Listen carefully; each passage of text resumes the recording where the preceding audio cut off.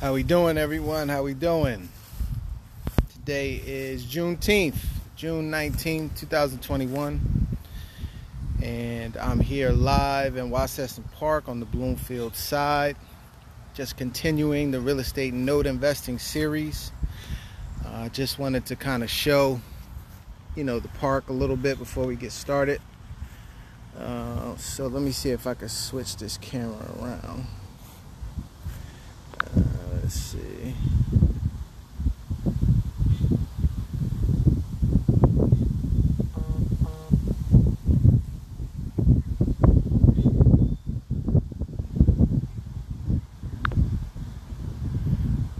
How we doing?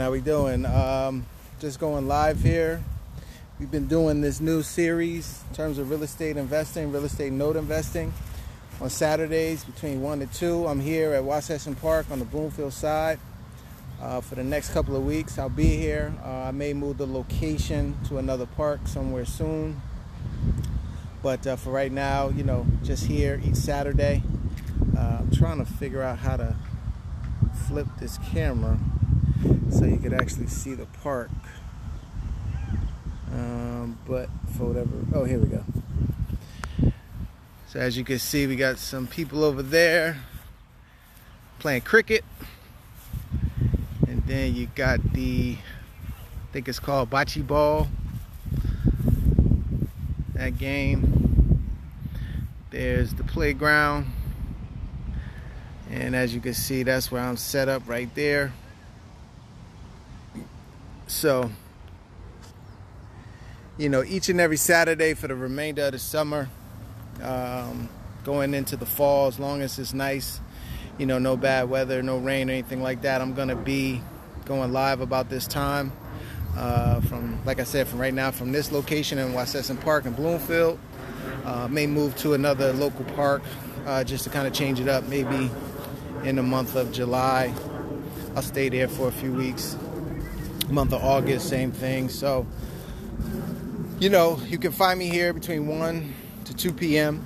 On Saturdays in regards to if you want to come out and meet me, talk about real estate investing, have questions, learn about real estate note investing. That's really what I'm focusing on.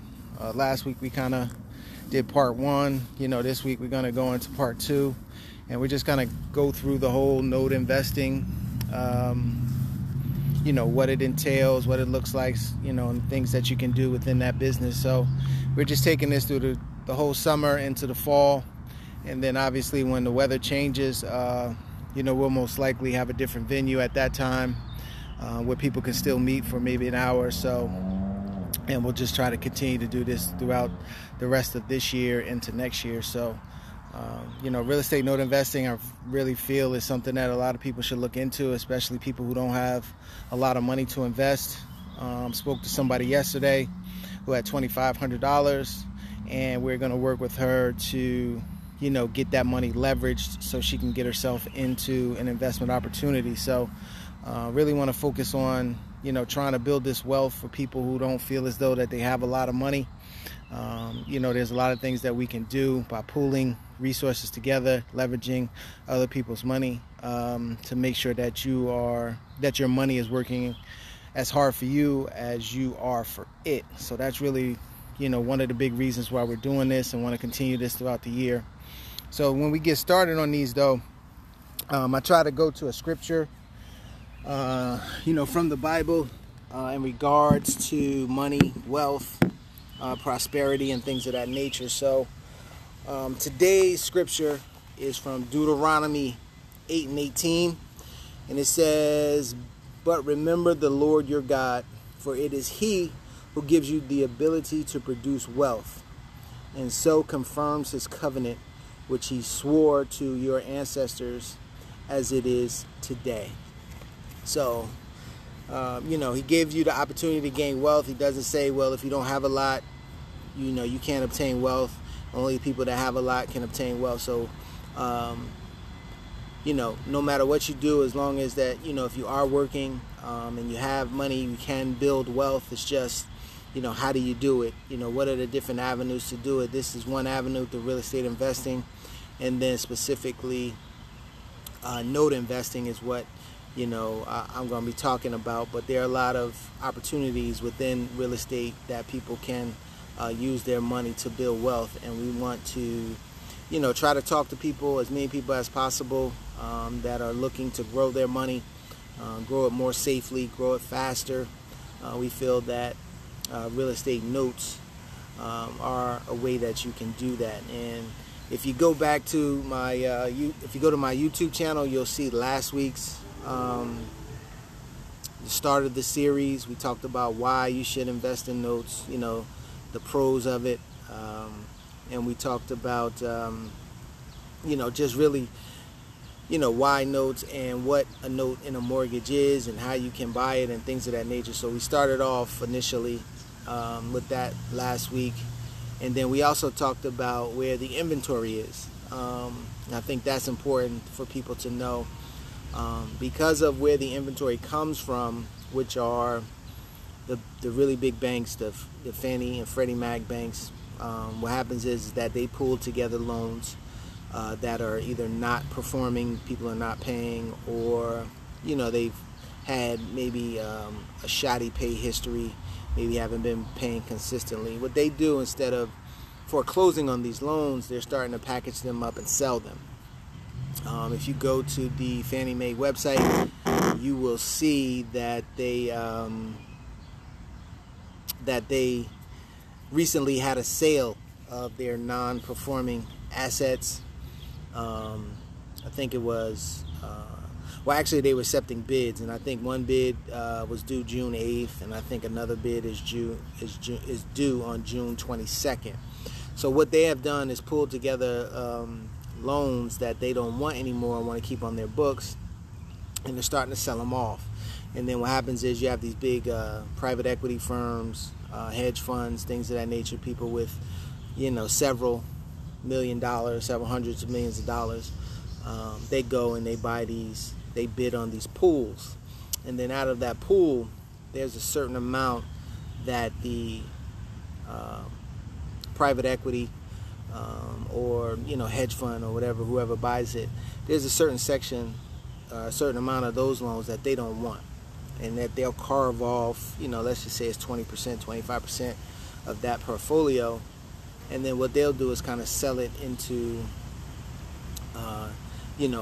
another market. They'll sell it to private investors, people that have smaller amounts of money, maybe don't have the millions and millions of dollars, but they have hundreds of thousands of dollars and maybe in the low millions. What they do is they look to sell those off. So those will eventually kind of get down to a level where you and I are and what we could afford. And we know some of these companies that look to sell these, and they sell them in a one-off situation, or you can buy several at a time, just depending on how much money you have to invest. So if you do have a good amount of money to invest and you're looking at the opportunity, this is for you. If you have smaller amounts of money, like I said, we try to get those people with smaller amounts of money to kind of pull together or leverage other resources, so we can get that money again working for you. And what you're doing basically is paying for a cash flow. You're paying for a payment stream. When it comes to a note and a mortgage, usually they are written for a number of years, whether it be 15 years, 20 years, 30 years, whatever the case may be. And they are throughout the country. All the states, have housing, and there are mortgages or other what they call security agreements. A mortgage is a security agreement, and they are different for different states, but usually the note and the mortgage, or the note and the security agreement, they go together, and you're able to buy those. And you have places, in parts of the country where it's not like here in the Northeast, where I am, New Jersey, where property values are $300, $400, $500, $1 million. You have some places throughout the country where you can buy a 3-bedroom, 2-bath house for $100,000 or less. So that gives people who don't have as much money the ability to buy those particular notes. And So we're just, like I said, trying to go through that series. That's just a, kind of a brief recap of last week. This week we're going to be talking about how you want to approach, the business. There's a couple of different ways that you can approach the business, and so we're going to talk about that. And then we're also going to talk about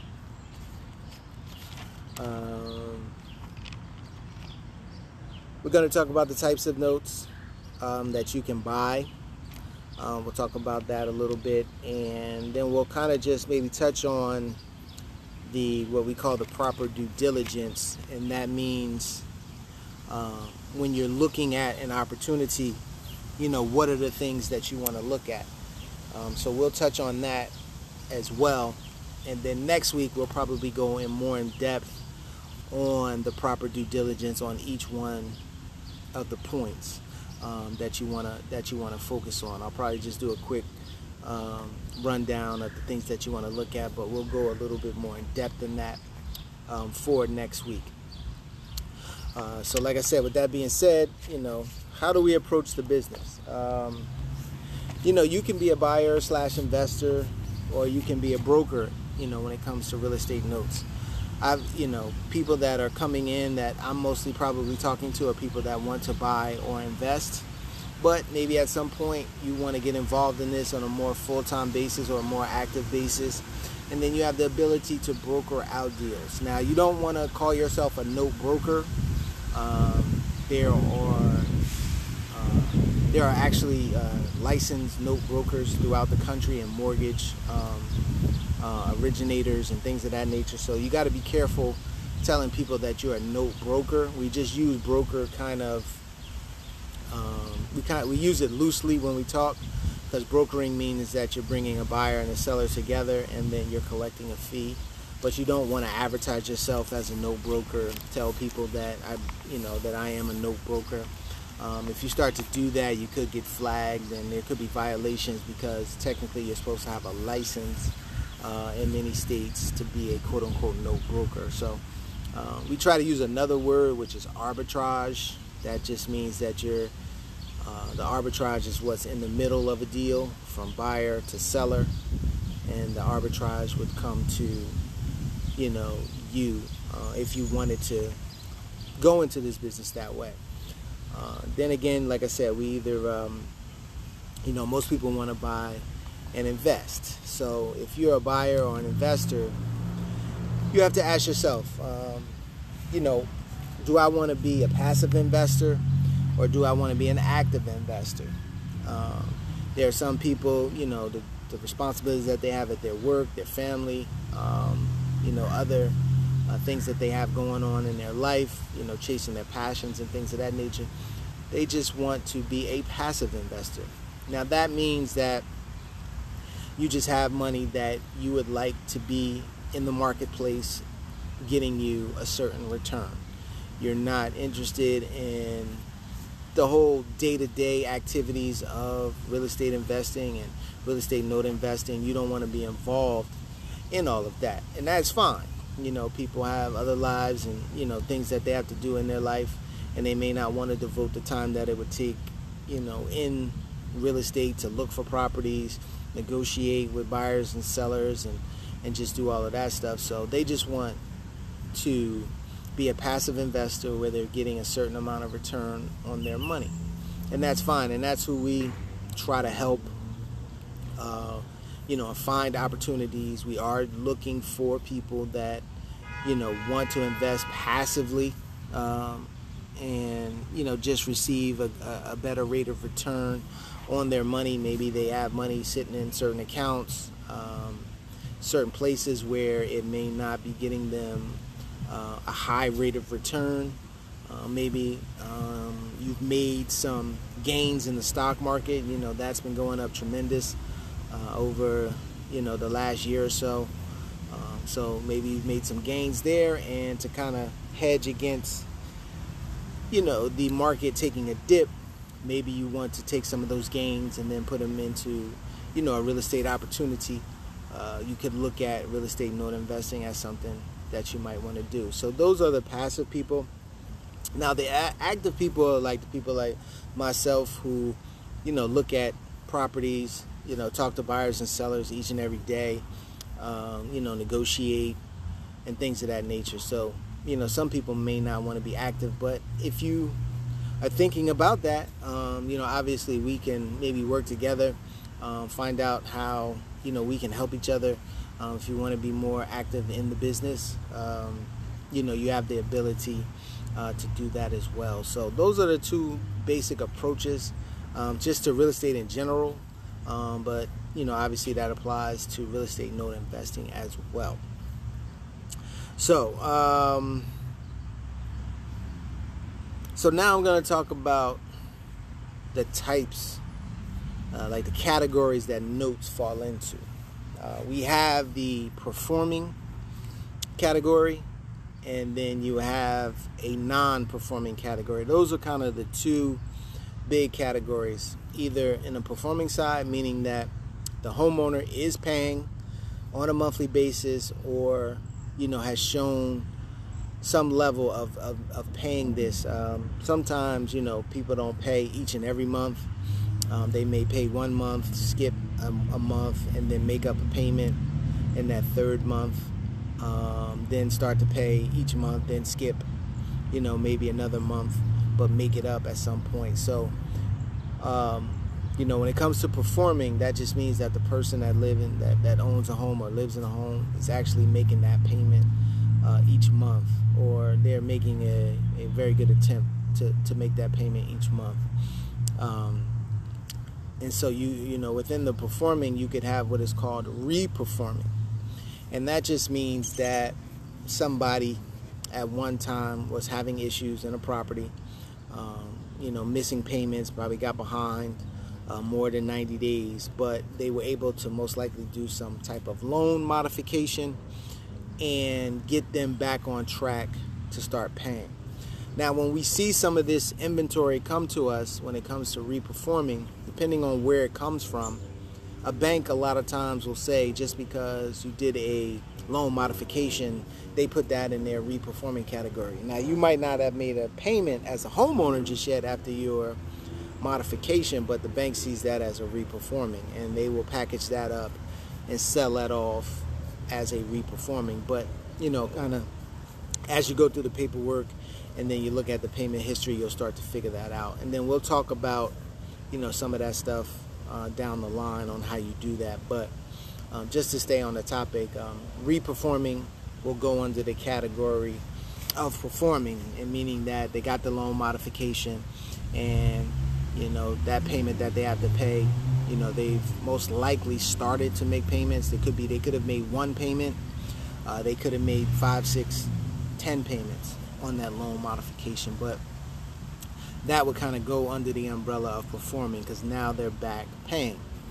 And then we have non-performing. Non-performing just means that the person hasn't made a payment for at least 90 days. And usually when people go past that point, them getting back on track is less likely, without that loan modification or doing something to help out the homeowner. So non-performing just means that they haven't been paying, or what we also put into the non-performing category under that umbrella is what we call sub-performing. How I mentioned that somebody may make a payment for 2-3 months in a row, they'll skip a payment,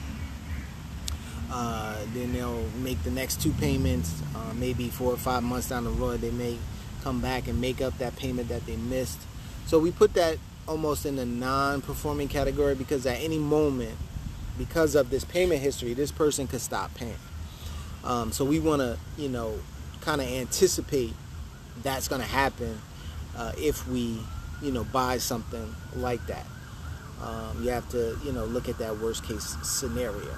So, but for the big picture, you have performing and then non-performing. Basically, one, the performing, somebody is paying consistently, the money is coming on a monthly basis, and then you have non-performing, where people have stopped paying. Now,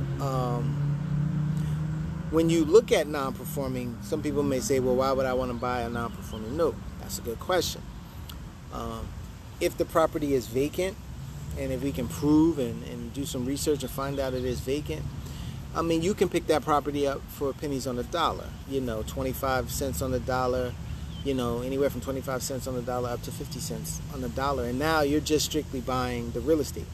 Now you will have to take it through foreclosure to actually get the property, but because of where you purchased the property at, because you've got that discount, and we talked about discounts last week, based on what the market value is that property. If you're buying it at 20 cents, 25 cents, 40 cents on the dollar, you know that if you take it to foreclosure, now you own something that's at less than 50% of market value. You can do a lot of things at that particular point. So you can get real estate at really, really great discounts by buying the note and buying a non-performing note. And then also on the performing side, you're going to buy that because now you know that you're going to start to receive these monthly payments. And because of the amount of monthly payments that are left, if you take, what the person is paying you times what the amount of months that are left, you'll see that based on your initial investment, you'll have made, considerably more than what you spent to get the note. So, that's the idea behind purchasing notes. You either want to buy something that people are paying, and then you have the ability to purchase things where people are not paying. And then again, this is all across the country. So even though you may live in New Jersey, you buy a property, let's say in Ohio, you buy a non-performing note, and you get it for, let's just say the market value of the property is, let's say $80,000. And then you're able to buy it, a non-performing note, for less than, let's just say for $30,000, $35,000, somewhere in there. And it's vacant. So you know that I can just go through the foreclosure process. There'll be some costs for that. But I'm still in this property, let's just say worst case scenario, at $35,000. But it's worth $80,000. You should be able to sell that property immediately to a local person. If you live in Jersey and you don't want to, deal with it from, being out of state, that just doesn't fit what you want to do. Could you not sell that property for maybe $45,000, $50,000? Obviously, the condition is going to play a part in it, but there are investors that are always looking for real estate that's below market value. And you're basically giving them that property at 50 cents, 55 cents, maybe even 60 cents on the dollar. They would love that, especially in a market that we're in right now where there's a lack of inventory. And even when, it could be the regular amount of inventory or abundance of inventory, investors are always looking for those types of opportunities. So now you would have, let's say you get it out there and you sell it. You sell it for, let's just say, $45,000. So now you've gotten all your $35,000 back with an additional $10,000. Now, if you look at what $10,000 divided by your initial investment, you'll see that return is very good. People would look for those opportunities all day long. So that's why you would want to buy and look for the opportunity to buy a non-performing note, especially when the property is vacant. Now, if somebody is living there, what we like to do is try to reach out to the person, and you don't have to necessarily do this yourself. There are servicing companies that can reach out on your behalf and try to talk to the homeowner and say, hey, I know you've had some trouble. It looks like you're paying about $500 here a month, and these are just fictitious numbers. What can we do? What could you afford? Could you afford maybe $400, $375? And then based on what they can do, you have the ability to go ahead and modify the loan, because now you're in control of the loan, so you can do whatever it is that you want with the loan in terms of modifying it. Now obviously they may owe you some money based on the payments that they've missed, but you can kind of roll that into the new loan that you're creating, put it on the back end, reduce the payment, and help someone out. Most homeowners would love that. They say, you know what, my husband, my wife, they got laid off, I'm the only one not working. I can't afford this 500, but I can afford 350. Okay, great. Let's rework this. Let's get you back paying. And then now, once you've done that, now you have this income producing asset that's yours now. And then you have the ability, once you do that, to potentially sell this note to somebody else. Now it goes into that, it's reperforming. And you may be able to sell it to someone, again, for all of your initial investment plus a profit. Maybe you don't want to do that. Maybe you want to, just keep collecting the payments over time, and you're fine with that, so you can do that. That person get back on their feet, start paying. Maybe they'll try to sell the property at one particular point, because a lot of properties right now have equity. Again, you're still owed a certain amount of money based on the new loan terms that you've created. So if that person then goes and tries to sell the property, you're still owed, a lump sum of money plus all of the monthly payments that they have paid you up until the point that they sell. So when you start to look at those numbers, you'll see that it's going to be significantly more than your initial investment. Even if you, like I said, redo the loan and amortize it, there's still going to be a lump sum more than what you invested into the property that's going to be owed to you when they try to sell the property. And then anything above what they owe you is their equity. And then I don't think I mentioned, we just focus on first lien performing and non-performing notes.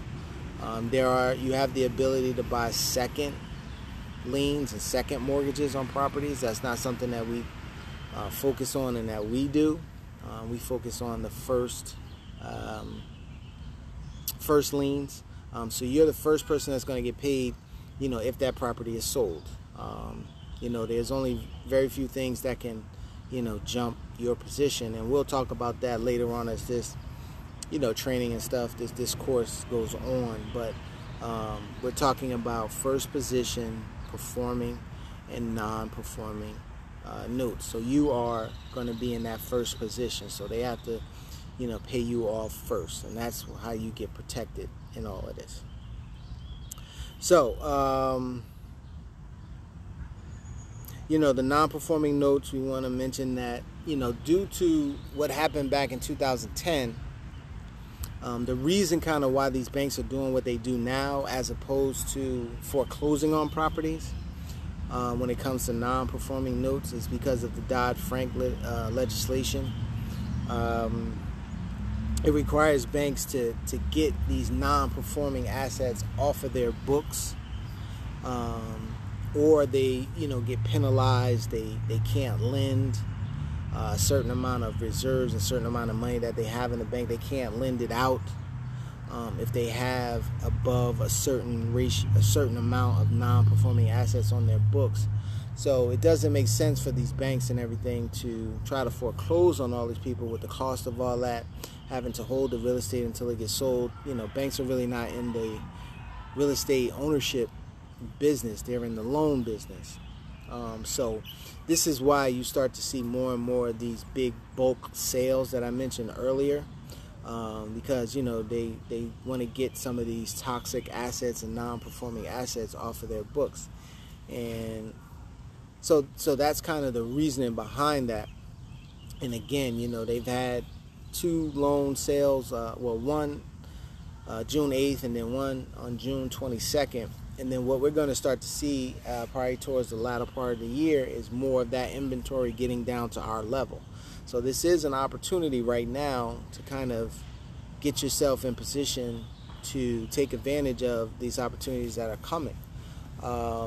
Whether you have a home, let's say you have a home and you have, you didn't want to sell it during this whole pandemic, but that you have equity in your home. You could do a refinance, a HELOC, or some type of line of credit on your property to pull that cash out to take advantage of some of these opportunities that are out there, because the money is cheap to borrow on a, right now interest rates are below 3% for new purchases, and then it's not too far away from that, too much more than that, I should say, if somebody's going to refinance and cash out, or if they're going to do a home equity line of credit on their property, which is called a HELOC. If you have equity in your property, what is that? If you pulled it out, what is it going to cost you to pay it back? Let's say you pull out $50,000, maybe less than $100 to pay that back each month, but you go out and go get yourself a performing or non-performing note. You get a performing note that may have $300, $400, $500 worth of cash flow every month. So now you're ahead, $200, $300, $400. Or you could take that money, buy a non-performing note, work through it, sell it, and then once you get your initial investment back, you can pay back your line of credit that's on your house or wherever you got the money from, and then now you have, the over and above what you sold the property for, you can kind of keep that. So these are things that, we try to, let people know about, that they could do. Again, if you don't want to sell your house, but, everything is shot up, there's a bunch of equity in a lot of properties, use that equity, leverage that equity to bring in more income producing assets, or to get a property where you can foreclose on it, take it back, maybe you could do fix it up and then flip it and make more money. Now is the opportunity to kind of take advantage of that. There are opportunities out there now, and then there are going to be more opportunities going into the second half of this year into next year. So we want to try and bring this to people to get themselves positioned to take advantage of this opportunity right now and, in the future. So hopefully I've done a good enough job to kind of tell you, first of all, like where the opportunity is, and then what the two different, types of notes that you can buy. And then, things that fall under that umbrella. There are opportunities right now to buy non-performing as well as performing notes, and we wanted people to take advantage of that. So, lastly, I'm just going to touch on a little bit of the, what we call the due diligence. When we are looking at these performing and non-performing assets, what do we kind of go through as our due diligence? This is what we do. We take the time to kind of go through all of these particular steps to let you know, if you're an investor or a buyer, why we feel as though this is a good note to buy, and hopefully you'll see the same thing that we see once we present it to you. So we look at the asset price. What am I paying for this particular note? What are they asking for the note? Or if there's no, because sometimes you don't get them to give you a price, you have to do your own research and come up with a price that you're willing to pay. So what am I willing to pay for this asset, or what are they asking for the asset? We look at the property value. What is my investment going to be compared to the value of the property? And this is where we're able to lower our risk and increase our yield, our return on investment, because we can clearly establish through a number of ways, which we'll go into depth next week, about what the value of this asset is. And then if I know that this asset is worth $100,000, and I know that I'm only investing $70,000 in it, and this is just, again, fictitious numbers using big numbers to make the point simple, I know that I'm in a good position at $70,000 in case something goes wrong. Would I not be able to sell that asset probably to someone for at least 80 cents on the dollar, 75 cents on the dollar? Most likely I would, because that person is still getting it at a discount, and then they can go and do whatever it is that they want to do. If they want to live in it, or if they're another investor or something like that, and they have other plans for it, they could do that because they're still getting it below value. So it's very important for us to establish what the property value is, and again, we'll talk about how we do that next week. What are the numbers? you know, the numbers on it, like how much is this person paying, how many more months on the loan is still due, what's the interest rate on it. So we have to look at the numbers as well. If we're looking at where we're purchasing it to make, maybe a 8% return on investment, is that good enough? Now, how many more payments does this person have to pay based on that $70,000? By the time that they pay it off, I will have collected maybe $85,000, $90,000 or more. Could be just using fictitious numbers, but the numbers are quite important as well, and we try to present that as well and say, hey, this is what you're investing, this is what you're looking at getting by the time it gets paid off. Or if we have some other strategies, we'll talk about other exit strategies too later on in this. But we'll put together the numbers and show you based on where you're buying and what the strategy is going to be to try and make sure that everything you get what you're looking for in terms of the return on investment. We have to look at the property title. We want to make sure that there's nothing on the title that is going to put us in a bad place, put us in a bad situation, or put our investment dollars at risk. So we do that through the property title. We also look at the taxes, property taxes. We want to make sure that all that is paid. Also, we may have to factor in having to make that payment in our purchase price, because they're not paid, they need to be paid, maybe they are delinquent, and you'll say, okay, I'll put an extra $500, $600, $700 out to make sure that the taxes are paid on it, because taxes are pretty much the only thing that can jeopardize a first lien position, first lien note. So you want to make sure that the taxes are taken care of, and you have to figure that into your pricing as well, and you can do that accordingly. And then we want to look at the documentation. We want to look at the actual security agreement. We want to see the deed, make sure it's in the person's name, whose name is it in. You want to look at the note itself, see how it was written, look at what it is that you can and can't do in case of default. All these things, looking through the paperwork, again, is something that we do, and we make sure that everything is what we think it is, and there's no catches in there that's going to put us in a bad position. So the proper documentation, making sure that that's all correct, is very important. And then lastly is what's the exit strategy, depending on whatever type of loan that you buy. Even if you buy a performing note, because they are paying every month, what you can do is you can have different exit strategies for a performing note. You just don't have to sit there and just collect the payments. You can, but you may want to do some other things, and we'll talk about exit strategies on another, as the course goes on here, and as we do this, we'll talk about some of the other things that you can do. But you have multiple strategies on a performing note, as well as a non-performing note. Like, what are some of the things? And what we try to do is get at least 3 to 4 different exit strategies on a note purchase. So if something does go wrong, again, we don't want people not to be able to sleep or think that they're going to lose their money. We don't want that. And so what we do is that we will give and talk to you about multiple exit strategies on this if something goes wrong, because we always we hope for the best, but we prepare for the worst.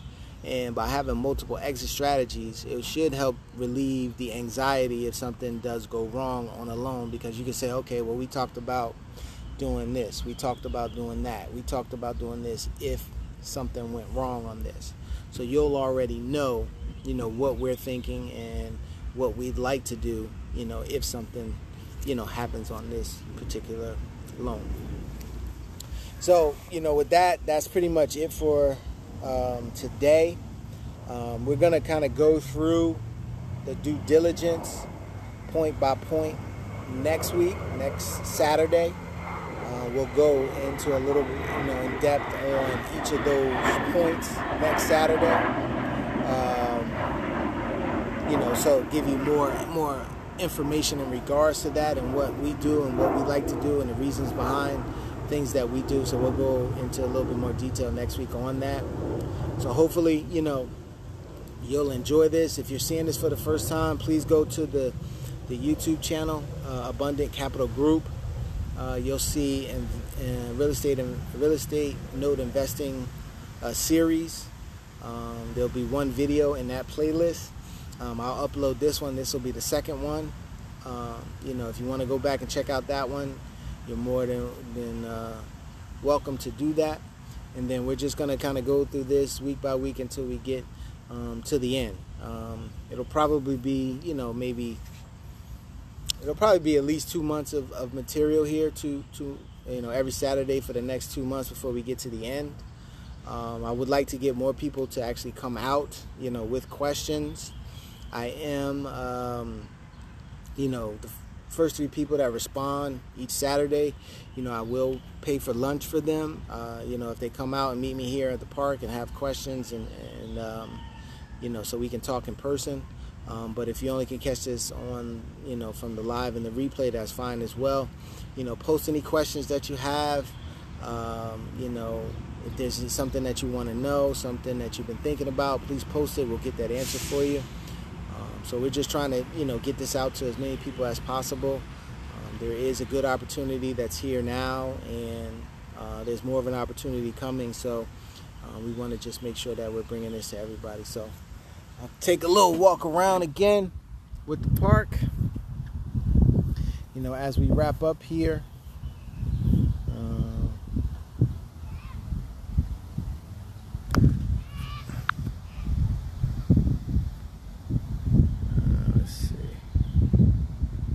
Find this button on this thing.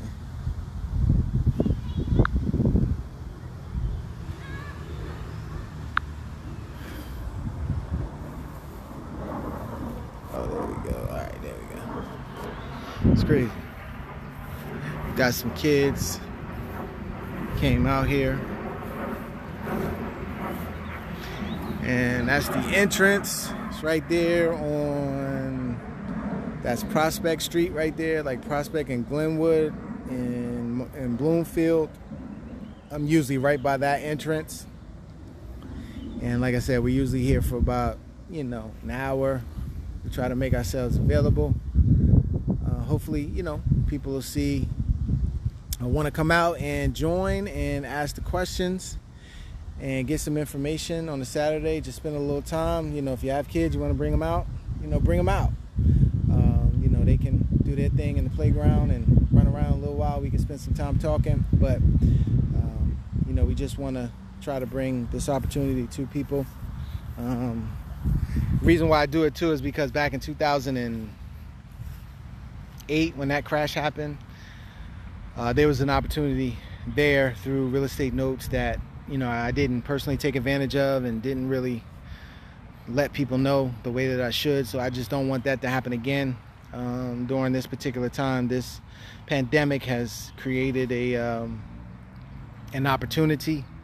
Anytime there are things like a pandemic and negative situations, it usually does bring an opportunity as well. And there's an opportunity right now, with this real estate investing and real estate note investing during this particular time. So we just want to bring that to everybody. So with that being said, everybody enjoy the rest of their day. This is Juneteenth. Have fun. Do some research and learn about the history. And what this entails.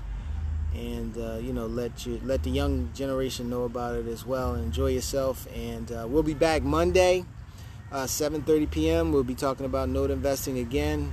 We usually go shorter in regards to the note investing field, and then we try to take whatever we talk about on Mondays, we try to go in depth on Saturday when I'm doing this here. So we will, that's kind of the plan. So if you have time, 7:30 we'll be on live on Facebook as well as Instagram talking about notes.